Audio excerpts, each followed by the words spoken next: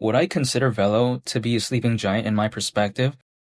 I don't see why I wouldn't think that way, even though nothing I say is financial advice, and here's the reason why. Because when I take a look at what would I even consider to be a sleeping giant, first of all, I think the market cap has to be pretty giant, right? Now, if we take a look at Velo, it's not necessarily the biggest market cap out there, but it's pretty giant considering how there's so many projects out there with a way lower market cap. Like for instance, Velo, current market cap is slightly under 200 million, but still it's pretty big. And why do I think it's sleeping? It's because I think with a bunch of other altcoins too, Velo hasn't really had that next leg up. And if we take a look at the price chart, hasn't been doing the best either. So then I feel like market cap's pretty big, and then it hasn't really had that next leg up because I don't think we've seen altcoin season. I would, as of right now, consider it to be a sleeping giant, personally for me. Now, when I take a look at Velo, sometimes people like to say, okay, when it comes to the idea 20 cents, why am I still thinking about that, right? It's because 20 cents, I get it, is around a 19x from here. The price of Velo, again, hasn't been doing good. But that market cap, which it would have at that point, considering current circulating supply of around 3.5 billion, it still doesn't seem that ridiculous to me. Because even though when I take a look at the sentiment not being the best as of right now when it comes to altcoins, during an altcoin season, it could be different. And we've seen time and time again, like usually projects that seem to have pretty good fundamentals, that seem to have a good fan base, and ones that seem to have, pretty good recognition, they seem to do pretty well sometimes during an altcoin season. Now, who knows what's going to happen in this case, but when I take a look at Velo's, popularity somewhat, right?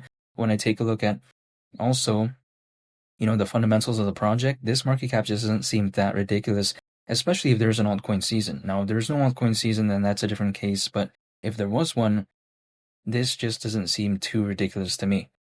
Like, for instance, even if we take a look at Dogecoin back in 2021, the market cap was like over 80 billion at one point. Now, granted, that's a meme coin, and that was like a long time ago, and Dogecoin is very popular. But I just don't think that is something too ridiculous. Like right now, there's over 600 million crypto owners compared to back then during the peak of that bull run, around 300 million crypto owners. And like we have this many crypto owners right now without an altcoin season, in my opinion, during the cycle.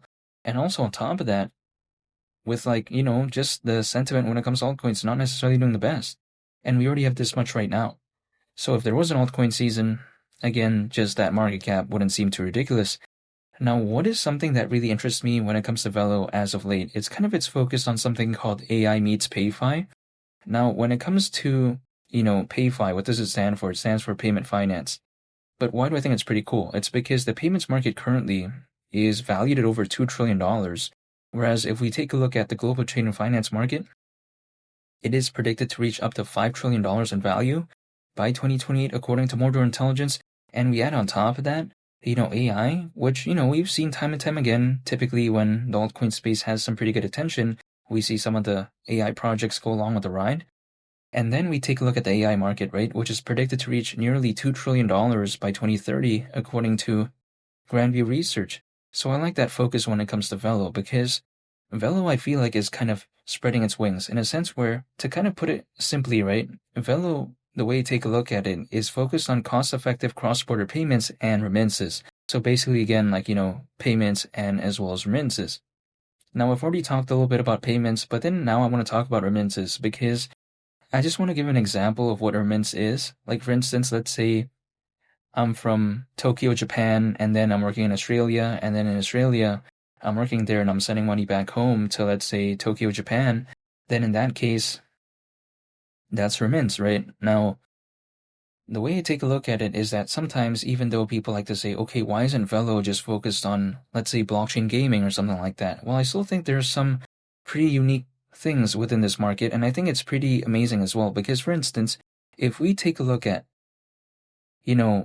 according to Grandview Research, the global digital remittance market is expected to reach over $60 billion by 2030.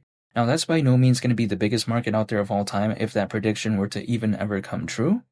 But then it's still pretty amazing nonetheless, and I think Velo is taking an interesting approach here because typically when I think about a project, I'm not thinking about, I want to take a look at a project that's focused on remittances. I see people entering this space because of blockchain gaming. I've never heard any of my friends say, we're going to enter this space just because we're going to be focused on projects that are similar to Velo or something like that. That's typically not the case.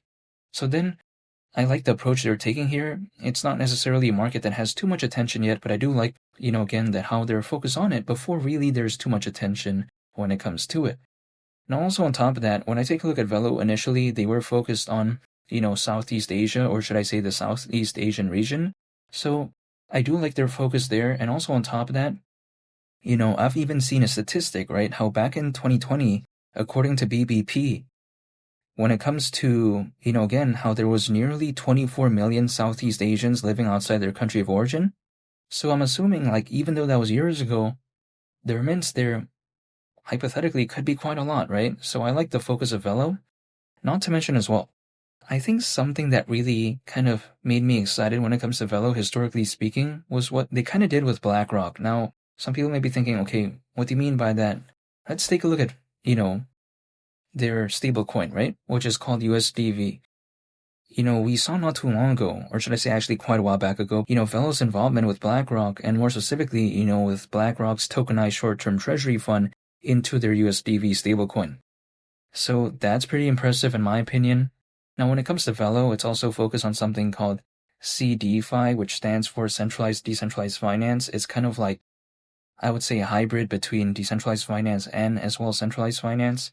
So that's pretty, I think, a cool touch as well when it comes to Velo. When it comes to Velo, it is pretty interesting nonetheless. It's kind of like, I would say pretty complete as a project. It's not necessarily focused on the most cool things of all time, but I still like how they're kind of being focused on AI meets PayFi as of late, I would arguably say. So yeah, I just like it nonetheless. And when I take a look at something like Velo as well, people like to tell me, oh, this project is not going to be the most popular of all time. Well, yeah, it doesn't need to be the most popular. Let's say Velo just went to the price of 10 cents. So, what, around 9x from here? Even at that point, I would still much rather prefer this over something like Bitcoin or Ethereum currently.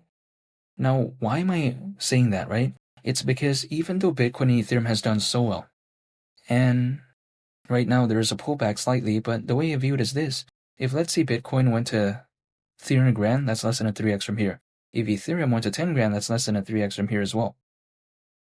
So when I take a look at something like that, of course, if I got in quite a while back ago, it's a different story, right? But if I'm just taking a look at it strictly from right now, Velo is what I would rather prefer. Now, I don't only just hold Velo, by the way, I also hold meme coins. I also believe in projects that are focused on blockchain gaming.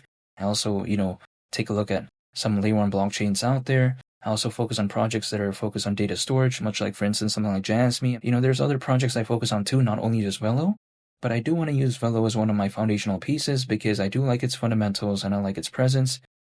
And ultimately, when is there going to be an altcoin season?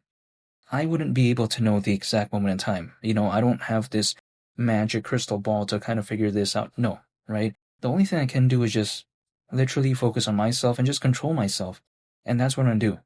Personally, all I'm doing is just staying patient, holding dollar cost averaging, and that's pretty much about it. Whenever the market wants to wake up, it's beyond my control, and that's even if considering it does. But I don't think I've seen an altcoin season during this cycle, which is why I'm staying patient. So whether or not an altcoin season even wants to start, maybe, right? Be it sometime this year or even wait until next year, it's going to be beyond my control. So there's only one thing I can do, and that's just stay patient, and that's about it. So in the next 5 months, I'll have to wait and see when it comes to Velo. But again, the only thing I can do is control myself. I'm just staying patient, and that's pretty much about it. And I want to say thank you for watching this video. I greatly appreciate it.